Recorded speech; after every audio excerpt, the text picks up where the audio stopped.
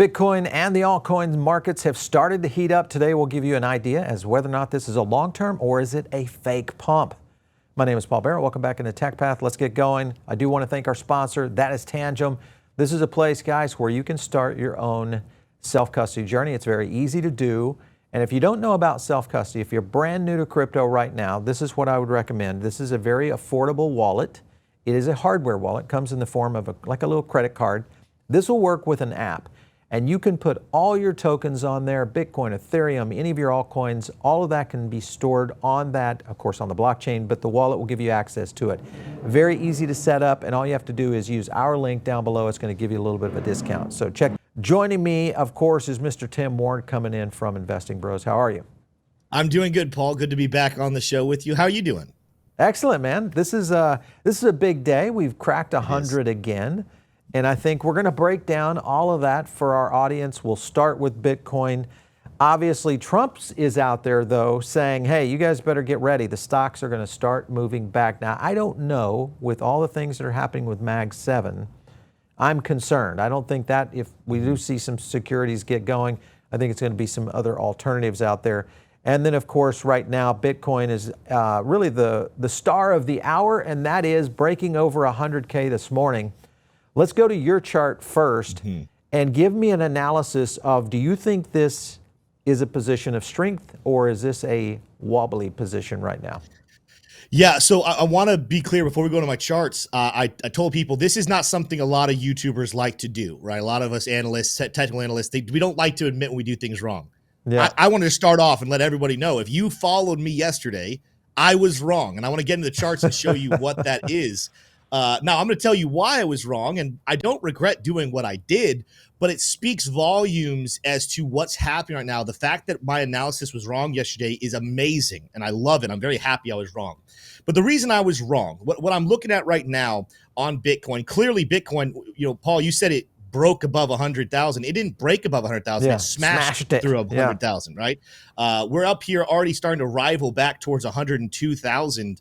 And I don't think that necessarily this part of that rally is done just yet. But I want to kind of cover the details of what happened yesterday and the reason why I entered a short. And if anyone was watching FOMC meeting, you know that Jerome Powell was pretty bearish. He kind of made it sound like because of tariff fears, we weren't going to have any rate cuts soon. No rate cuts happen. You have lower liquidity. I think the bull market's here, but I said, hey, you know what? The sell signal, if you come in here, let me actually back this up and go before these rallies, right? If you look at the charts before the big rally happened, and you go into, let's say, Lux Algo's oscillator, we had a major bearish divergence, a red reversal, negative momentum, negative money flow. The MACD had crossed bearish here on the 12-hour chart. The RSI was giving us some major levels of lower highs here, with the price action giving us higher highs, which is another bearish divergence. Everything in the news and the charts said that we should fall, and this little rally that came back up would have been a perfect exit liquidity. You rally back up, let the whales sell their Bitcoin right back at these high levels from back on May 2nd, and then it's time to go down on the 12-hour chart, at least back down towards $91,000. So I entered a short, put my stop loss up at 98,000. Was a perfect setup. I do not regret it. Of course, I lost money, right? We know what happened. I got liquidated very quickly. Here is the beauty, Paul, of what we just saw happen with the Bitcoin chart. Weeks ago, we saw the hourly chart start putting in bearish calls, bearish divergences, and it ignored the bearish calls. That's great, but hourly charts, small time frame. Then the 4-hour started giving us sell signals that started failing. Then the 8-hour, and now we're all the way up. We don't have a daily sell signal yet, but the highest sell signal we have on Bitcoin was the 12-hour chart. It should have come back down to touch this smart trail, a very dynamic support level. It has not done that, which is a glaring, loud, boisterous call that the bulls are in full control. The bull market is back. Again, I don't think that people should say that there's never going to be a correction. We're going to get a correction at some point. But the big thing to watch here is not just we're ignoring sell signals. I highlighted the previous highs of the downtrend. We were in a bear trend. I'm not calling it a bear market. Some people call it a mini bear market. But since the highs back in January on the 20th, lower highs and lower lows were put in. I told my audience, guys, if we want to be bullish again, let's break this structure, this descending resistance, but then let's set a new higher high for the first time since January. We had to get above 90,000 pretty much. Well, we did that. I said, hey, you want to get really bullish? Let's get back above the highs from back in February, get back above 99,500. That's what we did today. And so when you kind of compile all of this, we have bad news coming in. We have bearish indicators coming in. Mm-hmm. We have trends being every reason right now, Paul says that we should be correcting. And the fact that we're not is screaming the bull buyers are stronger than the technicals or the news. That's called a bull market. Yeah, well, I think the key here, we were talking about this yesterday on the show, and that is, and we even on the live stream during the FOMC meeting, we had a couple of polls out there, and we were really saying what would cause the market to correct upwards. A couple of the things were around interest rate cuts, but everything really centered around tariffs, and that was kind of the point that we were saying is that the entire market is literally on the edge of their seat around these tariffs. And we had that first little light at the tunnel, we'll talk about it in a minute, in the sense of the UK, one of our major trading partners, and a G7, granted not big on the trading block in terms of volume, but just I think the optics that it represents tells, I think, the market that, maybe we are starting to near the end, or at least the beginning of some deals being made. And of course, China is going to be the one that I think really sets this up for a absolute explosion. One thing, look at Standard Charter's restatement right here. I'll zoom in on that for you. Their analyst apologized and said, hey man, I am so sorry. I got it wrong. 120. We are way too low on 120. Yeah. So you got to remember, guys, even though Powell came in, this was me, Kevin, talking about this, saying that pretty much tariffs could delay us as much as by 1 year. I think that the situation right now is that the market, to your point, both maybe not necessarily on the security side, but definitely on the crypto side and maybe alternative assets like gold and others, are looking at this as, even though tariffs may be in place, we're going to see a path to correction, which, as you know, the way to win in markets is to be there very early. Yes, there might be some pain with some drawdowns, et cetera, but being there very early in comparison to where we are right now is a big one. Before we get into Ethereum though, Tim, I want to remind everybody, go over to Tim's channel right now and just hit subscribe right there. You can do it.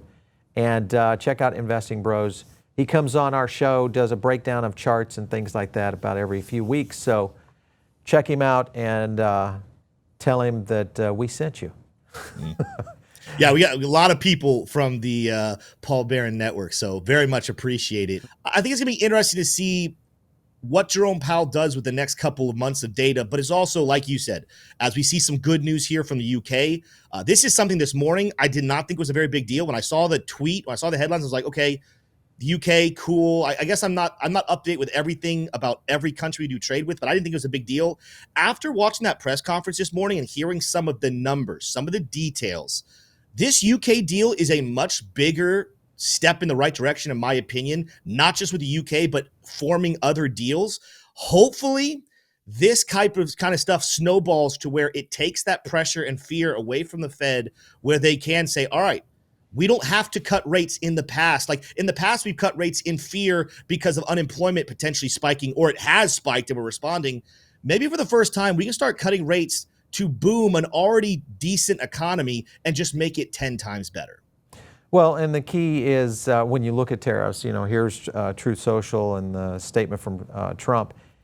Agreement with the UK is full, comprehensive. The key is this is a signed deal. And this is the first one. And when you look at if you just look at the EU, which is, kind of the brethren to the UK, even though the EU is very out of sorts most of the time because they don't really, one hand doesn't know what the other hand's doing. That's the problem with negotiating with the EU. But what it does do is it messages to the EU. We're talking about Germany, France, Italy. All those countries now are saying, wait a minute, the UK just did a deal. They got there first. They did a deal with Trump. They were able to achieve that. And here we are stuck. So they're, because their proximity, and their association with the EU. I think you may have a few countries Well, in the EU and Paul, starting to do a deal. don't forget about the close relationship between the UK and Canada, our largest trade partner. Exactly. Yep. That's going to speak volumes as well. Again, it's almost like I think that the UK individual deal is going to be good for UK and America. I'm more excited about the ripple effects to other countries, other entities, just like you're saying. So, I think it's extreme. There's a reason why we're over 101,000. No doubt, no doubt. Let's lead it off here with Raoul Powell, and that is he thinks Bitcoin dominance topped today. And there are daily, weekly, monthly DMARC tops in place right now. Top is well below 2021 top. A lot of people look back at that, which was below the 2017. If it plays out, it is the hallmark for the next phase of what he calls the banana zone, which is an altcoin market to the moon. What do you think right now when you look at Ethereum kind of leading the way? I'm looking at the ETH chart right here on the 4-hour. Man, that's not something you see very often on ETH. Yeah, I had a video go out last week, Paul, where I said the altcoin season is not going to happen until there's liquidity or expectation of liquidity coming back. And today, I mean, Bitcoin, everyone's talking about Bitcoin. And some people are talking about altcoins, but altcoins are doing very well. And I'll start off with the Bitcoin dominance chart. I don't know if I'm ready to say the top for sure is in. I did tell people months ago, I mean, years ago, I predicted a move back up above 60%. Then when we clearly reclaimed that and went above, I said, okay, 65 to 66. Recently, I've pushed that number closer to the 66, but we clearly eclipsed 65%. And while I'm not ready to declare any type of major win here yet, we need to see this actually pull back and probably get back down below 60 or at least closer to 60 to try to make the claim that the top of it is in. I will say, when you look at the chart perspective of it, I love using the Luxalgo oscillator. You do have a lot of reversals that have come in here recently. You do have lower highs put in, despite the fact that we have higher highs. That's called bearish divergence. But then the biggest one, this is the money flow. And money flow is maybe my favorite, most important indicator to me. It is starting to trend downward, and that little pocket of excessive buyers, excessive force up, that bubble just popped. So it's too soon to say for certain Bitcoin dominance is topped, but I do think that there are some things that are happening. I mean, if the tariff deals do start rolling in, if we do start seeing pressure come against the Fed to start cutting rates and liquidity comes back, we very well might see an altcoin season start. And right now, even though I think it's going to be really important what Solana does and XRP does, and even like Cardano, Sui, Chainlink, all those other big ones, no coin puts more pressure on Bitcoin dominance than Ethereum. And just take a look at that candle we have formed today on Ethereum. I mean, yeah, we had a little bit of spike back here, but Ethereum just doesn't get these big bullish days. And so this is a big deal for Ethereum, and it's getting very close to rivaling the level I've identified as the mark to call a bull trend for Ethereum is going to be back above 2,100. We're getting close here. We rallied today all the way up here to 20,075 or 20,000, excuse me, 2,075.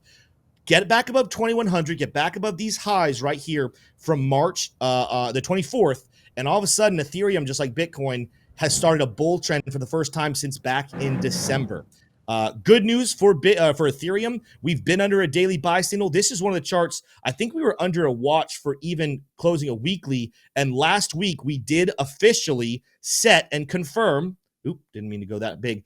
Green reversals, bullish momentum, and then you zoom in. I know it's a little slim there, but that money flow is flowing positively once again. If this bull trend continues and the bulls continue to push the way they are, and again, Bitcoin showing a full-blown bull market is back, this would mark Ethereum's price back up to 3,000. Weekly charts could take a couple of months, but with how fast Bitcoin's moving, if the Bitcoin dominance starts to fall, if altcoins get the liquidity they need to go up, we could see 3,000 in the next 2 to 3 weeks and not have to wait all the way until July.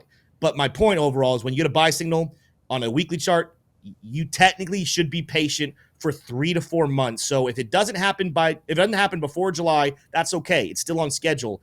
But how fast these markets are moving, don't be surprised if Ethereum is back above 3,000 here in literally 2-3 weeks. You were picking a top for Ethereum by end of year, Tim. What is your prediction right now on ETH? I know it's early and we've just hit our 2K mark. But do you have any feelings on this? It's very hard to pinpoint that, Paul, because I have unsubscribed from the 4-year cycle theory, right? 4-year cycle theory would suggest that the bull market should be over September, October, okay? Right. So if I was still a part of the 4-year cycle theory, I would make an estimate that I believe that Ethereum by the end of the bull market could be at or a little above $10,000 still, right? Yeah, okay. But I don't subscribe to that theory anymore. I think the top of the bull market probably will be mid to late 2026. I think what's happened here has broken the system. I think that retail is going to think they're going to pinpoint a top in the fall, but we're going to be starting to follow more stock market movements that have elongated bull markets, shorter bear markets, maybe not as extreme. I think we're in the last extreme bull market. Like when we talk about some of these top coins 5xing, 10xing, 20xing in one bull market, we're in the last days of that. The future will be, hey, this bull market will get a 3x. This bull market will get a 2x. But my point still, I would say, I would love to see, there's a very, very bullish scenario if crypto were to go above $20 trillion in market cap, that Ethereum could still hold a significant portion of that and be close to $20,000. My realistic expectations by the end of it all, it's going to be at 10,000. So with my theory, as hard as it is to say, we're not going to quite be there.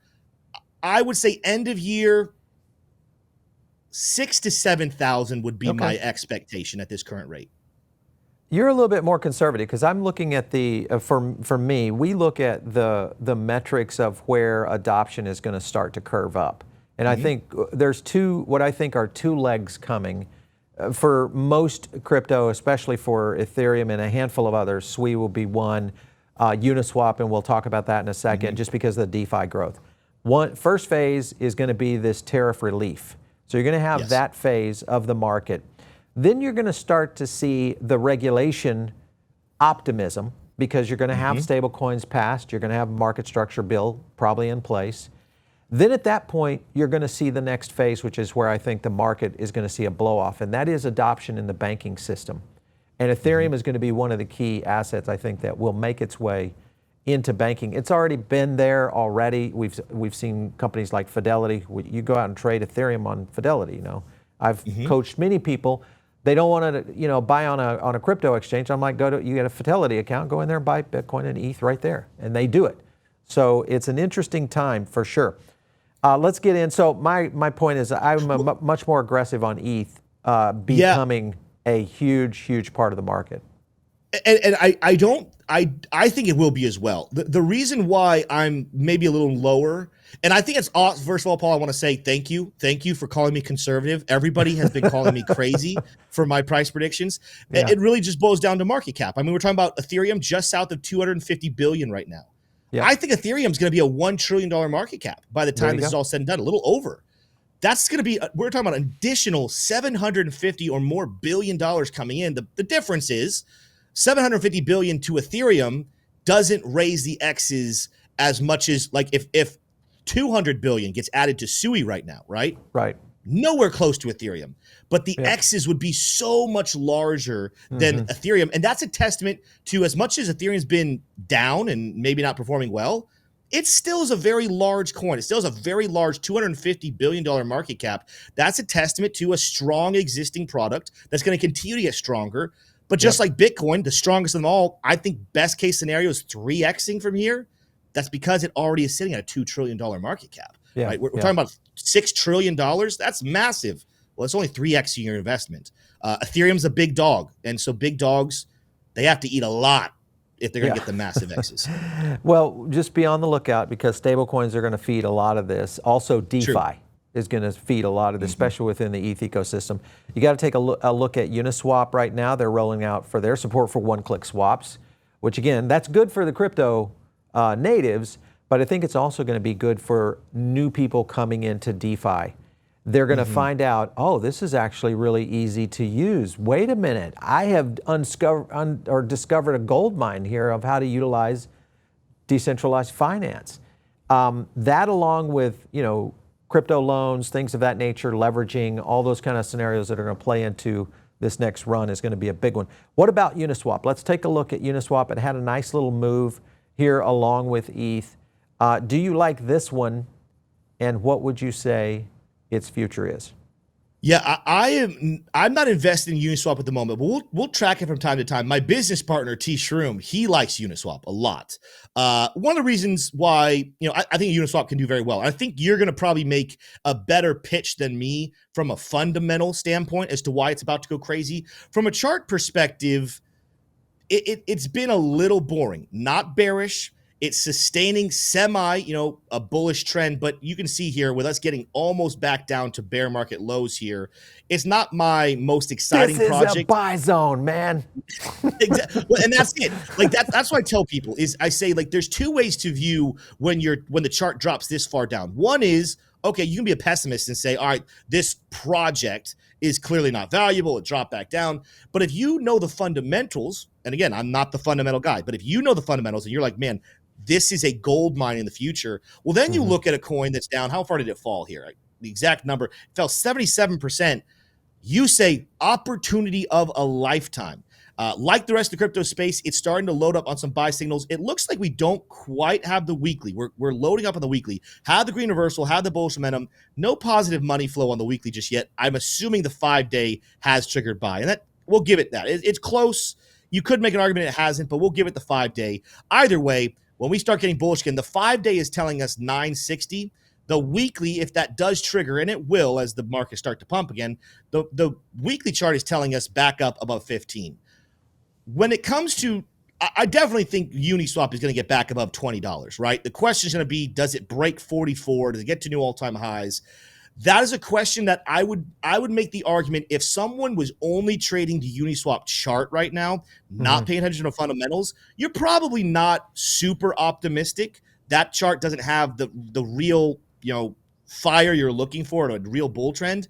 But fundamentally, it's going to come down to something that I like to do on my channel, but I can't do on the chart. What is your how much money can flow in? What will the market cap look like? If you know the tokenomics, you can pinpoint a time. This is how many coins are going to be in supply. This whole project is worth 200 billion, 300 billion. Choose your number, and then it's simple mathematics. Divide the market cap by the supply. There's your price prediction. That's something the charts don't do. The charts tell you trading dynamics. Trading wise, I'm looking up at $13, $20 saying that looks favorable. That looks likely. $40, I'm going to have to see some juice come in before we can predict those levels on the chart. Yeah, I think the key there will be whether or not DeFi is embraced by retail in this, in this next run of, positive trends up, whether you're in securities trading, gold trading, or crypto trading, doesn't matter. I want to jump over to this topic from Matt Hogan. He's been on our show before talking about this. While everybody's focused on Jerome Powell, Robinhood is evaluating whether to use Solana or Arbitrum, key thing here, as the backbone of a new service that will let European retail investors trade U.S. stocks. So this is going to open things up. If Arbitrum, remember this gets into tokenized securities, this is where BlackRock has leaned in already. Yeah. Arbitrum is another player. If you look at Arbitrum right now and you think about some of the associated L2s on Ethereum, where would you go in terms of an investment in Arbitrum today if you look at the chart?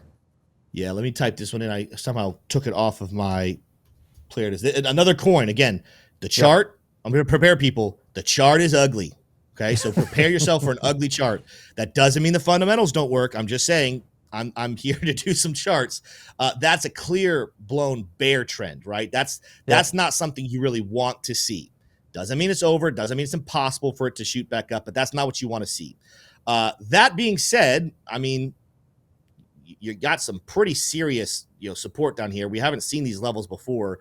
You're going to start seeing the buy signals. This one, with how long we've been under a weekly buy signal now, kind of launched this. I'm going to wonder, we're probably not going to get enough information here, but I wonder if the 2 weekly is very close.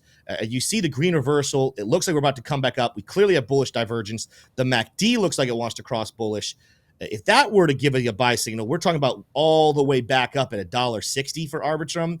If I'm looking at the weekly chart, we're talking about a move back up to 78 cents. So it's pretty big difference there. You kind of asked the question, buy right now? Do you wait for some form of a pullback? I'm a big believer. I talked about it earlier on Bitcoin, but I didn't give a lot of details. We're ignoring a lot of calls right now. But the 12-hour smart trail is very intriguing to me with where we are. I think that a lot of coins will want to revisit a bullish 12-hour smart trail. Right now, we just created it. It's going to climb as Arbitrum climbs here. It's coming in at the moment around 31 cents, okay? Watch the smart trail. If any of your users have Luxalgo, if anyone watched this has Luxalgo, watch the smart trail. If you wanted a potential moving average to watch, probably watch probably somewhere around, I think that's the 100. Let me make sure I check this correctly with my SMAs. I always forget which one I made, the yellow one. That would be the 50 daily. You can use the 50 daily as well. I prefer the smart trail from Luxalgo, but it works like a dynamic moving average. Watch for some of those moving averages to be revisited, and that would be your purchase spot. Otherwise, though, again, when you look at it like this, Paul, like that's a trading technique, what I'm just talking about. If you're trading it, you want to wait for that. If you're a long-term holder, or if you don't care about, if you're a spot buy now. There's a lot of room. There's way more room to the upside right now to get to this target than there is worried about potentially setting a new low, right? That's not a bad setup right there. So you could do that. You could wait for 31. Either way, though, I think Arbitrum is a dramatically oversold. And just even listening to the headline, I hadn't heard that. I hadn't heard that Robinhood was considering them. That's massive. If Robinhood is considering them, that's a fundamental win. This is a dramatically oversold coin, a fundamental win, buy of a lifetime. I actually might leave the show after this in a while and go buy some Arbitrum. Let's talk about SWE. We dropped a video last week, and it was one that we were anticipating a huge prediction, and that was that SWE would somehow be connected to Pokemon. Lo and behold, this was before any announcement, before any of that stuff. Lo and behold, SWE, of course, did it. And I think if I look back on the chart, when we were looking at that, SWE is up almost 50%. On that move right there. And this, again, is people really understanding what this means on the acquisition of the company that essentially had the API keys to get into the Pokemon ecosystem. But if you look at SWE as an investment right now, compared to where it is, now trading at almost $4 again, would you buy this token today? That's a good question, Paul. Would I buy it today? I don't know if I would buy it right this second today. With that said, this right here is the trade setup that we did in the Broz Academy. We bought back in here at 214. My stop loss is now raised way up here. But we had targets because of the weekly buy signal that came in. We had targets at 442. So we're still in this long at the moment. Where I would do today, I got to go back to my other list right here because I want to look at I think this is on Coinbase. I wouldn't buy right now today in the short term. I gave a price prediction video a couple weeks ago where I talk about at least $20, if not closer to $50 for SUI. That's one of the videos people call me crazy, Paul. So again, I appreciate you calling me conservative. If you're buying for that expectation, buy now, right? Buy long term. But if you're looking at maybe I want to buy this and then sell it in a couple of weeks, couple of months, not yet. Again, I think I said it earlier. Even though we're ignoring it right now, I'd be looking at the 12-hour, maybe the 4-hour. The 4-hour could be a more conservative buy down here at 344. Even though we're ignoring sell signals, at some point these markets are going to correct.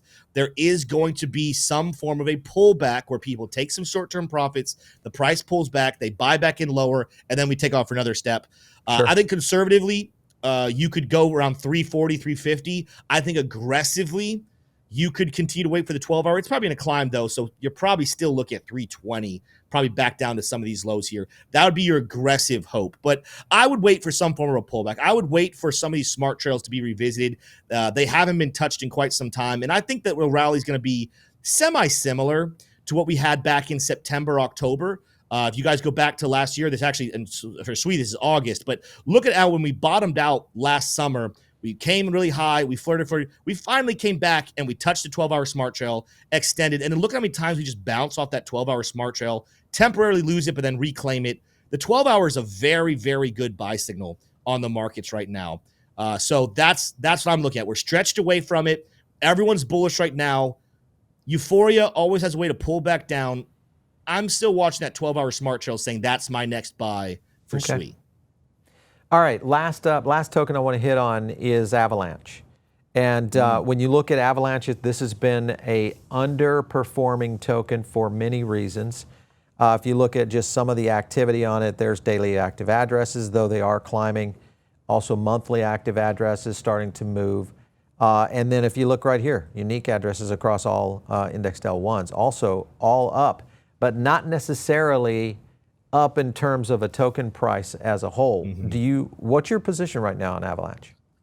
Well, we actually just bought some AVAX the other day here. I'll go to the screen there. We identified, and again, this is one that it obeyed the TA, right? SWE didn't obey the TA. Bitcoin didn't obey the TA. AVAX obeyed it, right? We had the 12-hour sell signal. I told everybody, hey, we're going to be purchasing it here at 1916. Look at where we came down to just yesterday. Kissed that entry right on the mouth.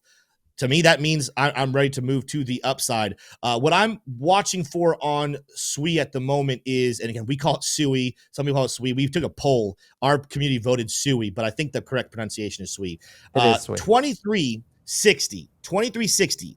That is the level that we need to get back above to set a bull trend again. We've been in a bear trend since December. Lower highs, lower lows. Let's get back above this high from March 25th, and AVAX is cooking once again in a bull trend. But again, we got that pullback. We've put in a higher low. We love this. Two higher lows actually at the moment. Let's get back above 260, give or take. We're really, really good here. But again, this is another coin. Weekly buy signal would suggest next couple of weeks to next couple of months, we're coming back up to $38, $40. There will be a little bit of a descending level of resistance in play there around that level. Let's get back above that. And all of a sudden, if you can break out of this falling channel, then we're talking about a move closer. Again, my top bull market prediction at this point is going to sit somewhere close to about $200. That will be good enough to get us up there. That could take until next summer, so don't act like I'm telling you buy AVAX today and by next week you'll have a $200 price. But I'm still very bullish on AVAX fundamentally. But in the trade right now, we're looking about $42, I think is where we put our take profit. Okay, all right. So there you go, guys. Another 10x token coming out of Investing Bros right there. Well, I have one token that we want to end the show on, and this is a token that we think is undersung right now. I want to play a clip for you before we get into it, but this is could be an apocalypse for Apple and Google. Take a look at this. Shares of Google dropping now almost 7% on reports that an Apple executive testified in court. Well, Sarah, in short, what I make of it is this is essentially a Google investor's worst fear come true. Which it lost. They're trying to figure out the punishment for this. And one of the potential options is splitting up this agreement between Google and Apple, in which Google gets to be the default search engine on Apple devices. This is a scary thing that could happen because it's up to 1/5 of Apple's $100 billion annual services business are at risk here. So Apple, by the way, last night filed a request to stay the injunction right now, saying it's, this is an illegal thing, that the original injunction was too broad, et cetera, et cetera. You got to not only not get the payments anymore from somebody, you better figure out how you're going to offer them. At EQ yesterday say they're looking at a number of AI alternatives that they'll integrate as options into Safari search. Tim's had a bad week. I'm not going to pile on.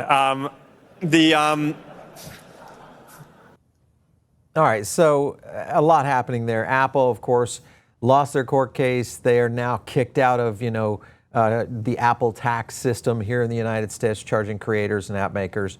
Now they're stuck with losing all this revenue from being the default search engine on Google. Google took a big stock pump, and all of this could be rolling into an ecosystem around AI agents. The top AI agent ecosystem out there is virtuals. What's your position right now? Yeah, so I don't trade virtuals. Don't look at the chart that frequently. What I'll say is, quick observation here. Good looking chart. Very good looking chart. Again, what I have is, correct me if I'm wrong, created back in May, had a very nice long bullish trend here into December. Yes, we pulled back. We put in a higher low. We're trending here once again on the weekly chart. This is one that it's not old enough to have a lot of signals here, but I would call this a buying signal with that positive MACD, the positive momentum. That gives us an indication right there on the weekly chart. We're looking at $3.75 as a shorter term resistance level.